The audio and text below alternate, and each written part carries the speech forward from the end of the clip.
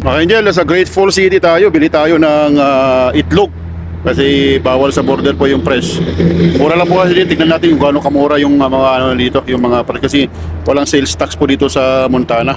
Ito po yung Super One, yung mura dito sa US, especially sa Montana area. Tara po. Mga Angel, papasok tayo dito. Ang maganda pa mga Angel, 24 hours. Yan ang maganda.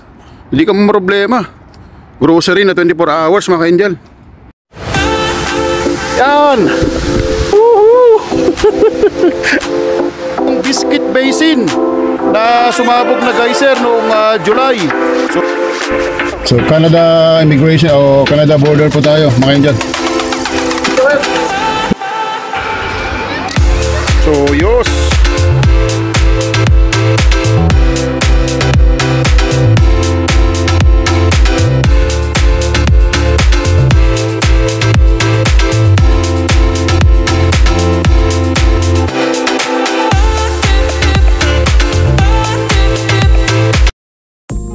Hula ho mga ka-Angel, sana nasa good mood po kayo. Ito, nasa Great Falls City, Montana po tayo mga ka-Angel. Mga ka-Angel, nasa Great Falls City tayo, bili tayo ng itlog. Kasi bawal sa border po yung fresh.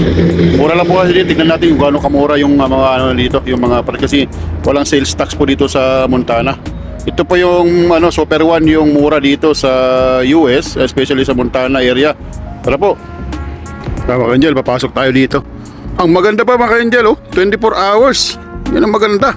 Hindi ka problema. Grocery na 24 hours mga Angel. Super One.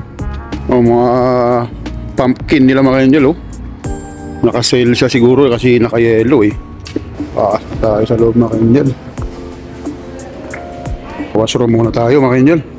Ito yung gusto ko dito sa Super One mga Angel kasi malaki, malinis, 24 hours. Maganda ba mga sa US mga Angel, yung mga alak nila nagbebenta sila sa mga grocery.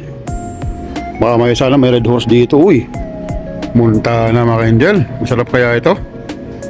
Masubukan nga itong beer na ito. So hindi nawawala mga Angel.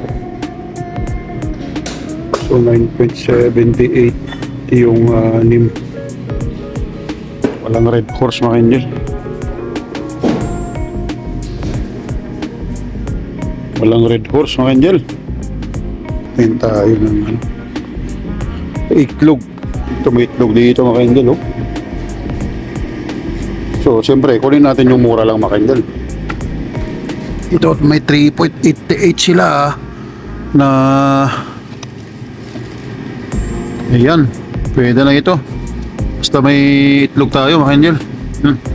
Pang boiled natin 3.88 siya. Hanap tayo ng noodles. Mga juice dito mga Angel. Dami. Wow. Hanap tayo ng ay, ito pala yung itlog mga Angel. Naku, mali. Kala ko yun na lang yung itlog. Marami pala dito. Pero ito lang tayo sa mura mga Angel. Ito may 2. Ito sakto. May 2.78 lang Ito na lang. Dito tayo sa double A mga Angel. So kala ko doon lang yung itlog nila. Mayroon pa pala dito 2.08 mga Angel. Akala ko ito yung pinakamura So ito, pwede na to, Riverview. Dito lang tayo sa 2.08 mga Angel. Ayan Ayos na po. Brown pa mga Angel Naku, brown pa. Ang sarap na ito. Mura 2.08 mga Angel Uy, may 1.68. Ano na lang. Yung animal lang to mga Angel. Ito, dito lang tayo. Brown pa mga Angel Pwede Ba't kayo mura? Itong brown mga kasi omega siya Mura nga mga Angel. Lagi itong store na to mga Angel. Ang maganda talaga 24 hours. Yung maganda talaga dito. Hindi kayo problema kung may mga kulang kayo ba. Tingnan nga tayo kung mura yung mga karne. Magluluto tayo ng karne sa hotel mga Angel. Mura lang 45 lang siya Mga steak. natin yung muffin kung mura. Oh, laki pa ng muffin nila dito mga angel, oh. Parang sa Costco. Pag travel kayo ng US mga angel, dito lang kayo sa Montana bumili, yung Montana ang way nyo. Para di kayo problema sa border. Yung mga fruits, especially sa mga citrus, kasi mura lang din po. Ano pa yung mga orange na bawal dun sa border mga angel, oh. Angel, oh, 58 point pounds lang siya, oh. Yung banana. Oh, yung mga yung mga mantika mga angel, oh. Madaming sale dito. Ayan, oh. Bumili pa tayo ng Calgary ng mantika. Pero okay lang. So, pagka nagkakamping o ano mga angel, dito na lang tayo bumili dito kayo bumili sa Super One na lang mga angel. Instead na magdala pa tayo ng parami sa border, mahirap ilusot. Tingin tayo ng noodles mga angel. Oh, mga angel, oh, meron dun sa Canada. Ayan. So ito, ramen ng beef ramen mga angel, oh. Nako, salingan natin tong ramen na ito kung masarap. Pasahil siya mga angel, oh. 58 lang.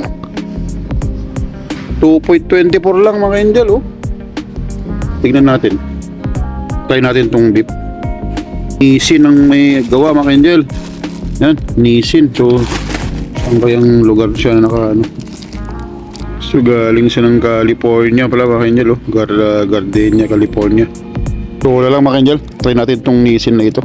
Walang mga Pilipino mga angel. Asian siya. Ayan pala mga angel, oh. Ayan, oh. May Japan, China, Great Britain, Mexico. Ayan mga angel, oh. Great Britain, Mexico, Chile, Greece, Italy, Spain. Naku, walang Pilipinas mga angel. Sorry na lang. Yan po yung mga ano mga angel, oh. Yan. Halos lahat nakasale mga angel, oh. Yellow. Hintay di cherry mga angel.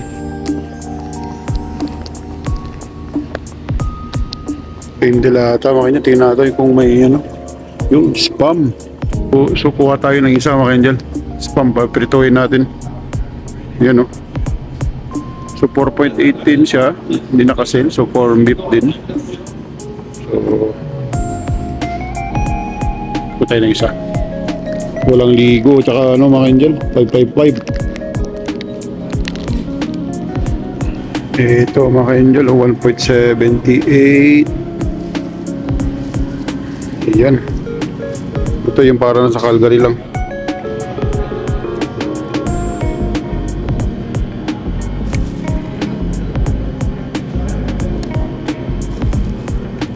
Kuha tayo ng sibuyas mga angel para pang ano, pang gisa-gisa natin sa daan. Ganda pa ng plastic mga angel, matibay, oh. Tibay ng plastic, yun naman yun. Kuha tayo ng marami. Yan, oh. Okay na tayo mga angel. Tingnan natin kung may sales tax o wala.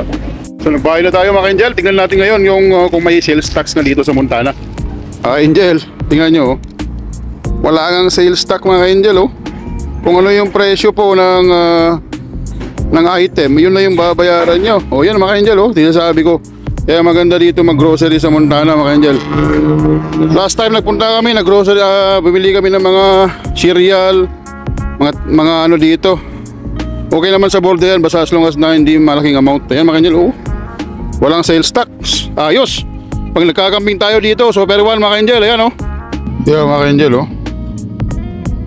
Yan lang yung binili ko, walang nag-appear na tax. Kaya okay dito. Sa Grateful City tayo mga angel. Yan mga angel, sa left, dyan po yata yung airport nila mga angel, yung Grateful City Airport. Sa left mga angel. Ayan yan. May gasolina yung Walmart dito mga angel, oh.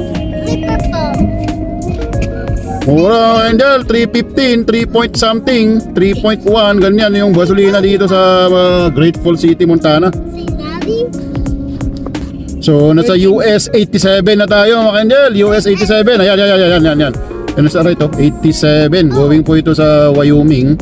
at saka going doon sa Bertot Highway mga kanjel. Katumbas pa yan ang going to the Sun Road, tsaka yung Jasper na no, yung highway, kalimutan ko na yung highway papuntang Jasper. So yan, going to Bertot Highway po tayo sa boundary ng Montana, Wyoming. At yan yung bundok mga kanjel, oh. Babagtasin natin yan. So on the way po tayo ng Bertot mga kanjel, pero ang destination natin is si Denver, Colorado, yung capital city ng Colorado. At saka magsa-sightseeing tayo dito sa Telluride, dito sa Aspen. Dadaanan din natin yung $1 Million Highway mga kanjel, yung going to the Sun Road, Bertot Highway, at saka yung $1 Million Highway. Ayan po, halos magkakapareha yan na scenic view mga kanjel. So yan yung top 2 na yan, sa yung mga top na scenic view sa US. So i-discover natin yan kung may magandang fall na background din. Oh my God! So nasa US 89 po tayo mga kanjel.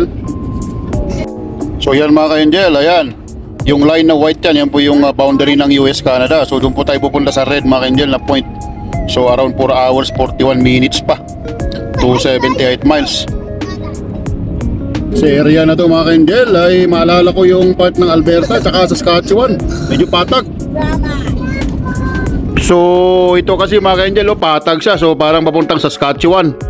So alam nyo itong US 87 mga kanjel ay mahaba po rin po ito mga kanjel. Ito yung isa sa pangatlo, pang third po yata ito na pinakamahabang highway sa US na from north to south. Hindi po siya interstate mga kanjel, so parang highway siya. So from dito sa may Habrey, Montana mga kanjel. So malapit po yan sa boundary o dun sa border po ng Alberta at saka Saskatchewan. So yung Habrey City mga kanjel. So all the way po yan doon sa south, abot po yan sa San Antonio, Texas, hanggang sa pinakadulo-dulo sa Texas mga kanjel. So dadaan sa ng Wyoming, ng Montana, ng New Mexico mga kanjel, yung US 87. At saka of course mga kanjel, dadaan siya ng city ng Denver, Colorado. Yun po yung destination natin, ang capital city po ng state ng Colorado. At yung Colorado mga kanjel, yung parang tagline niya sa yung parang welcome to Colorado, parang ganun eh, may nakalagay po na colorful Colorado. So alam niyo naman mga kanjel, mahilig tayong mag-explore o kumbaga misteryoso, kumbaga nakukonfuse ako kung bakit kaya ganun yung tagline, ganun yung pinangalan. So mahilig tayo mag-discover mga kanjel sa mga ganun. So yun ang pupuntahan natin, kaya bakit kaya tinawag na yung tagline is colorful Colorado mga kanjel. So based sa ating pagre-research ay ma-colorful po nga po pagka autumn or yung fall season, yung foliage, yung mga bundok, mga dahon, etc. mga kanjel. Kaya explore natin kung gaano kaganda, gaano ka-colorful yung state po ng Colorado. At siyempre mga kanjel, andyan po yung mga mountain ranges na matataas. At pupuntahan po natin mga kanjel yung pinakamataas na Rocky Mountain, bundok sa Rocky Mountain, or it means po pagka Rocky Mountain ay abot po yan sa Canadian side, dito sa Jasper, Alberta, all the way sa British Columbia. Ang pinakamataas sa Canada mga kanjel ay yung Mount Robson. So dito naman po sa Canada, ay dito sa US, ay pupuntahan natin yung pinakamataas na bundok sa buong Rocky Mountain mga kanjel. Okay mga kanjel? So hindi ko muna sasabihin mga kanjel yung pangalan po ng pinakamataas or highest mountain sa Rocky Mountains para both US and Canada, para at least may suspense po, may thrill mga kanjel. Nag-i-start po yan sa letter E as in elephant. So yan, bibisitahin natin yun mga kanjel at may kukumpare natin sa Mount Robson. Yan po ay matatagpuan sa bandang Colorado na po mga kanjel. So nasa Highway 191 tayo mga ka-angel at heading po tayo sa Denver, Colorado, pero mag stop over tayo dito o dadaan tayo sa Berthoud Highway, ang one of the most beautiful or scenic road to drive in the US and even North America mga ka-angel. So approaching na tayo sa town po ng sa Harlow Town pa tayo, Harlow Town mga ka-angel. Isang maliit na bayan dito sa Montana.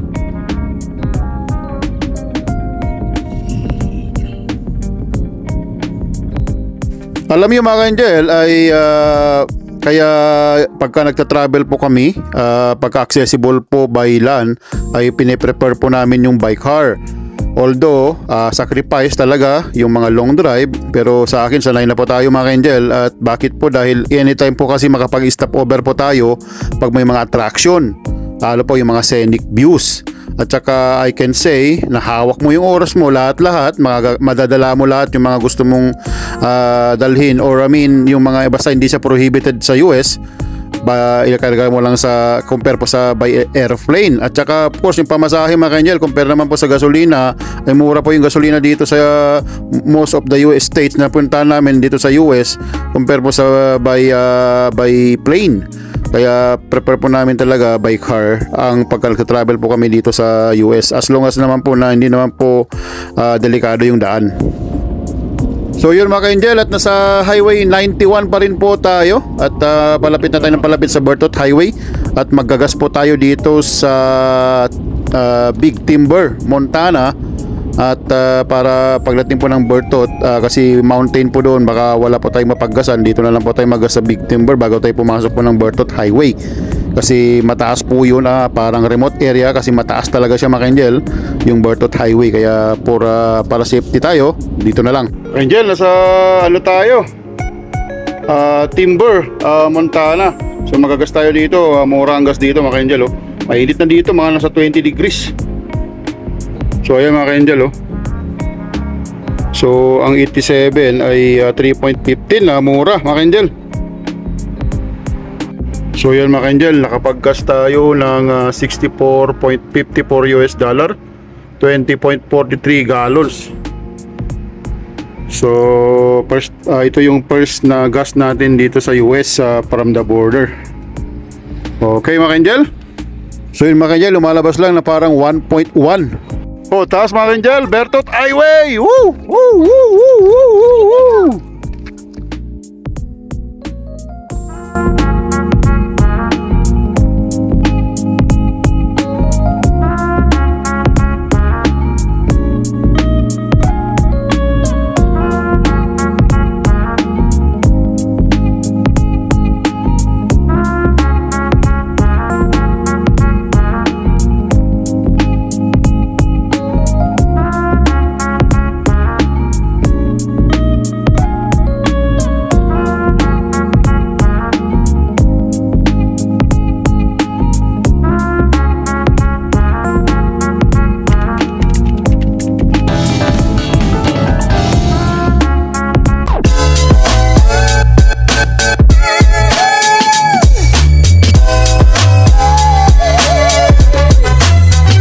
Mga ka-angel, dito po yung Biscuit Basin na sumabog na geyser noong July.